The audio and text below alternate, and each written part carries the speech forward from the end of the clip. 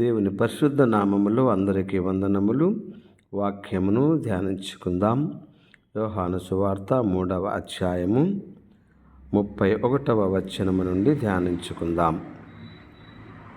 పైనుండి వచ్చువాడు అందరికి పైనున్నవాడు, భూమి నుండి వచ్చువాడు భూసంబంధి అయి భూసంబంధమైన సంగతులను గురించి మాట్లాడును. పరలోకము నుండి వచ్చువాడు అందరికి పైగా నుండి తాను కన్న వాటిని గురించి విన్న వాటిని గురించి సాక్ష్యమిచ్చును. ఆయన సాక్ష్యమిచ్చు ఎవడునూ అంగీకరింపడు. ఆయన సాక్ష్యము అంగీకరించిన వాడు దేవుడు సత్యవంతుడను మాటకు ముద్ర వేసి ఉన్నాడు.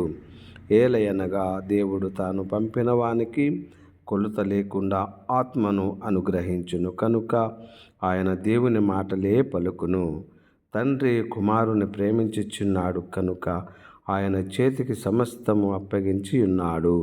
కుమారుని యందు విశ్వాసముంచువాడే నిత్య జీవము కలవాడు. కుమారునికి విధేయుడు కానివాడు జీవము చూడడు, కానీ దేవుని ఉగ్రత వాని మీద నిలిచియుండును. దేవుడి పరిశుద్ధ వాక్యమును దీవించునుగాక. ఆమేన్.